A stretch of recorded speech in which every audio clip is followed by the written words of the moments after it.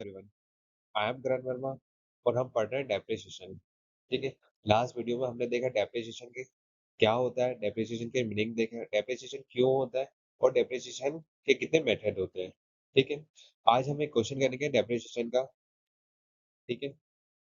हमने पहले पढ़ चुके हैं, डेप्रिसिएशन का मीनिंग पढ़ लिया, डेप्रिसिएशन के टाइप पढ़ लिए।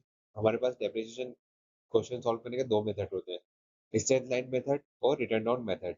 ठीक है। मैंने इसको लास्ट वीडियो में समझा दिया कि स्ट्रेट लाइन मेथड क्या होता है, रिटर्न डाउन मेथड क्या होता है। आज हम एक प्रैक्टिकल क्वेश्चन करके देखेंगे ताकि आपको और अच्छे से समझ में आए कि प्रैक्टिकल क्वेश्चन किस तरीके से करना है और डेप्रिसिएशन वैल्यू किस तरीके से निकालती है। ठीक है।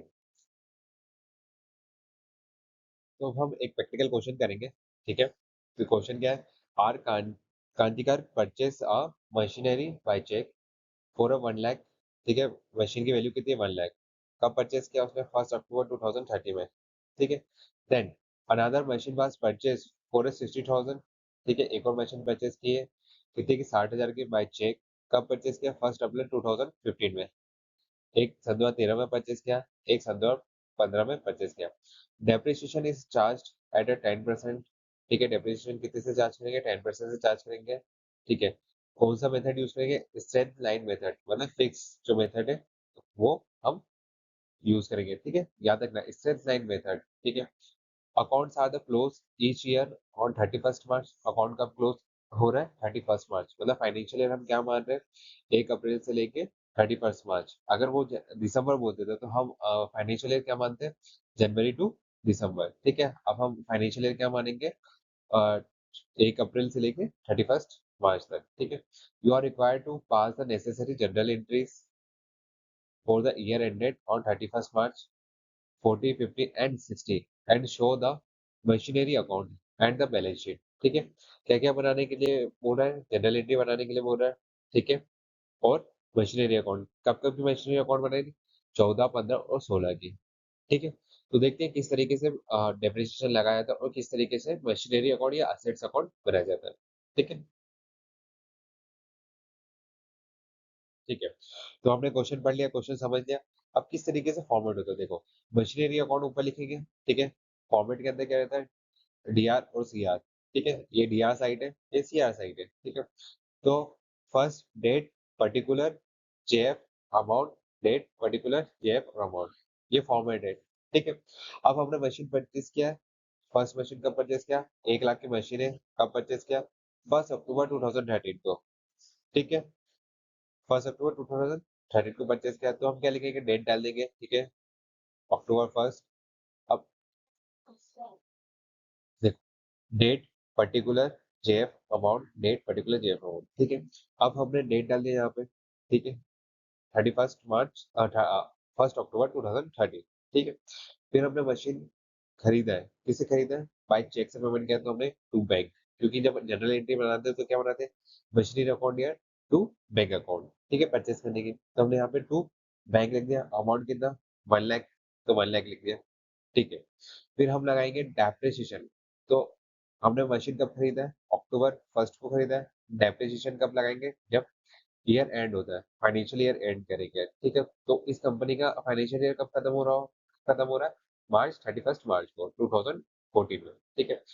तो कितने मंथ का हो गया, अक्टूबर से मार्च, 6 मंथ का। तो डेप्रिसिएशन कितने, 10% लगाना है। तो 10% अगर डेप्रिसिएशन लगाएंगे 1 लाख का, तो 10,000, और हमें कितने मंथ का लगाना है, 6 मंथ का, तो 6 मंथ का डेप्रिसिएशन कितना होगा, 5,000। तो बाय डेप्रिसिएशन अकाउंट 5,000। फिर हमने बैलेंस इक्वल करना है। ठीक है। तो कितना अमाउंट, -5,000 माइनस कर देंगे तो हमारे पास कितना होगा, 95,000।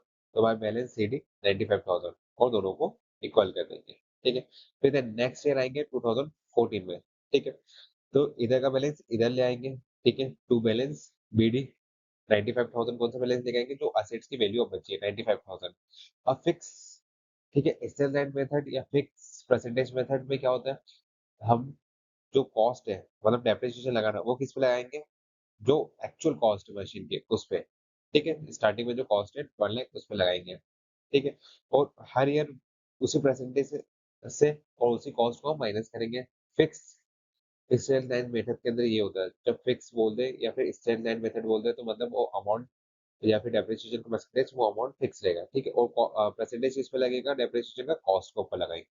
ठीक है, तो 95,000। देन उसके बाद परसेंटेज कितना बाय डेप्रिसिएशन 10,000, क्योंकि हम यहाँ पे ईयर का पूरा ईयर का 1 अप्रैल से लेके 31 मार्च 2015 तक लगा रहे हैं, तो पूरे ईयर का डेप्रिसिएशन लाएंगे नेक्स्ट ईयर। तो 10,000 पूरा नेक्स्ट ईयर लगा दिया, माइनस कर दिया, हमारे पास 85,000 आ गया। ठीक है, बैलेंस कर देंगे, बैलेंस सी डी 85,000। फिर इसी बैलेंस को यहाँ ले आएंगे हम नेक्स्ट ईयर 2015 में अप्रैल। टू बैलेंस सी डी कितना, बी डी कितना आ गया 85,000। अब हमने यहाँ पे मशीन खरीदी 2000 अप्रैल 1 अप्रैल 2015 को एक सेकंड मशीन खरीदी थी 60,000 की। तो टू वो भी चेक से पेमेंट किया, तो हमने क्या किया टू बैंक। ठीक है, कितना 60,000 रुपए। ठीक है, देन इसका डेप्रिसिएशन हम लगाएंगे नेक्स्ट ईयर 31 मार्च 2016 को। तो बाय डेप्रिसिएशन 10,000 फर्स्ट मशीन का लगेगा, सेकंड मशीन का 10% लगेगा 60,000 का, कितना 6,000। टोटल हमारे पास डेप्रिसिएशन कितने का 16,000। फर्स्ट मशीन में से माइनस कर देंगे 10,000 85 में से, तो कितना 75,000 बचेगा। देन सेकंड मशीन में से डेप्रिसिएशन माइनस करेंगे तो हमारे पास कितना बचेगा 54,000। टोटल बैलेंस कितना हो गया 1,29,000।